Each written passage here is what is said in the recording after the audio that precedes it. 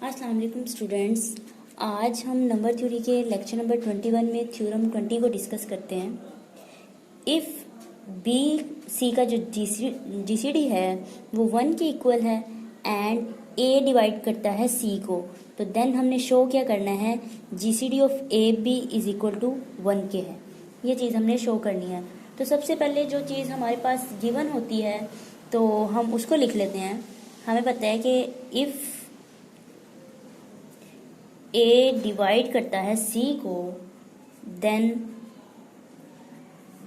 There must exist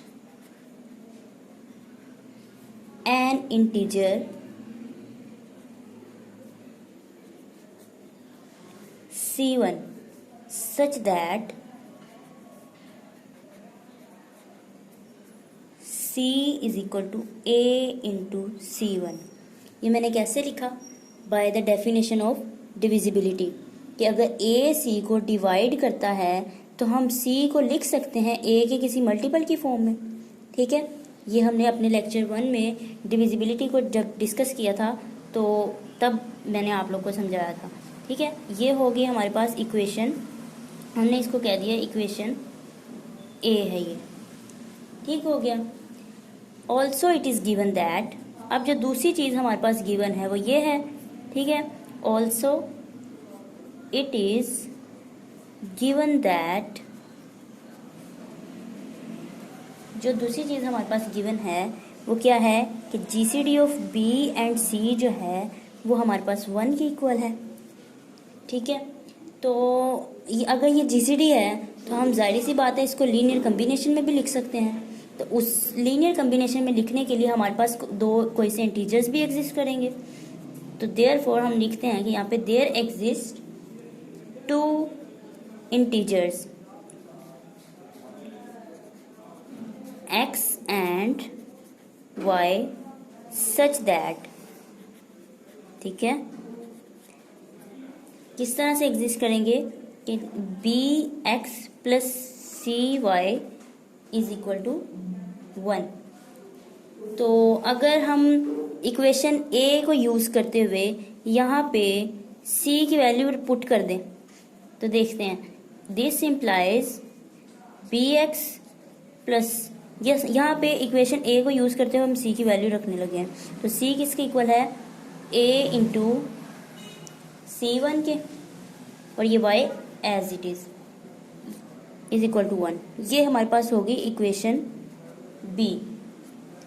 अब जो उसने कहा है कि हमने प्रूव करना है वो ये है कि जीसीडी ऑफ ए बी जो है वो 1 के इक्वल है। ठीक है, हमने 1 के इक्वल प्रूव करना है, लेकिन हम यहाँ पे लेट कर लेते हैं कि जीसीडी ऑफ ए बी जो है वो D के इक्वल है। हमने तो प्रूव करना है कि वो 1 के इक्वल है। अब हमें नहीं पता कि वो एग्जैक्टली किसके इक्वल है, हम लेट कर रहे हैं कि भाई वो डी के इक्वल है। ठीक है, तो हमें फिर ये शो करना होगा, then we have to show that, we have to show that जो डी है वो हमारा 1 के इक्वल है। ठीक है, ये फिर हमें शो करना पड़ेगा। अब वो कैसे शो करते हैं, अच्छा सबसे पहले तो देखें, ये जो जीसीडी ऑफ ए बी है वो डी के इक्वल है। तो इसका मतलब हुआ जो डी है वो ए को भी डिवाइड करता है एंड डी जो है वो बी को भी डिवाइड करता है। ठीक है, तो अगर हम ए को C1 y से मल्टीप्लाई कर दें और डी को बी को जो है हम x से मल्टीप्लाई कर दें तो d फिर भी इनको डिवाइड करेगा। कैसे डिवाइड करेगा, अब जाहिर सी बात है, एक नंबर हमारे पास है 2 नंबर लेते हम। ठीक है, 2 जो है वो डिवाइड करता है 8 को। ठीक है, अब अगर हम 8 को मल्टीप्लाई करवा रहे हैं तो 3 के साथ कर देते हैं, किसी भी इंटीजर से मल्टीप्लाई कर देते हैं, तो जो आंसर आएगा 8 3 24। तो 2 जो है वो इसको भी डिवाइड करेगा, जाहिर सी बात है, तो इसलिए इससे कोई फर्क नहीं पड़ेगा, डी फिर भी इसको AC1 y को डिवाइड करता रहेगा। ठीक है, अब हमने यहाँ पे देखना है, अगर D डिवाइड कर रहा है AC1 y को और बी एक्स को भी डिवाइड कर रहा है, दोनों को डिवाइड कर रहा है ना, तो जाहिर सी बात है फिर जो डी होगा वो लाजमी तौर पर इन दोनों के सम को भी डिवाइड करेगा। AC1y प्लस बी एक्स, इनके क्या करेगा, सम को भी डिवाइड करेगा।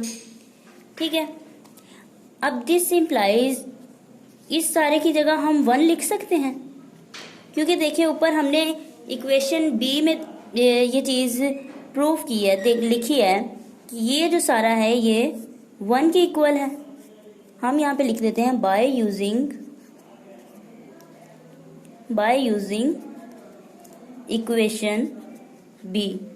तो हमने बाय इक्वेशन बी को यूज करते हुए हमने लिख लिया कि डी जो है वो डिवाइड करता है 1 को भी। ठीक है, यहाँ पे जो पूरी इक्वेशन 1 के इक्वल है, इक्वेशन बी को यूज करते हुए हमने यहाँ पे लिख लिया। अब दिस इम्प्लाइज, इससे हमें क्या रिजल्ट मिलता है, इससे हमें रिजल्ट मिलता है कि डी लाजमी तौर पर ही 1 के इक्वल है। वो कैसे, 1 को कोई चीज कब डिवाइड करेगी, 1 को तो 1 ही डिवाइड कर सकता है। अब ये देखें, हम यहाँ पे लिखते हैं 1, तो 1 को तो जाहिर सी बात है 1 ही डिवाइड करेगा, 2 तो नहीं डिवाइड कर सकता, 3 भी नहीं डिवाइड कर सकता, कोई नंबर नहीं डिवाइड कर सकता एक्सेप्ट 1। तो फिर डी यहाँ पे लाजमी तौर पर 1 के इक्वल होगा। ठीक है, तो अब ये जो डी 1 के इक्वल है इसको हम पुट कर देते हैं अपनी इक्वेशन सी में, पुट इन इक्वेशन सी। ठीक है, तो फिर यहाँ से दिस इम्प्लाइज ए बी का जो GCD है जिसको हमने लेट किया था वो डी के इक्वल है। अब वहाँ पे डी की वैल्यू हम रख देते हैं, हम कहते हैं ये 1 के इक्वल है। तो ये प्रूव हो गया, हैंस प्रूव्ड।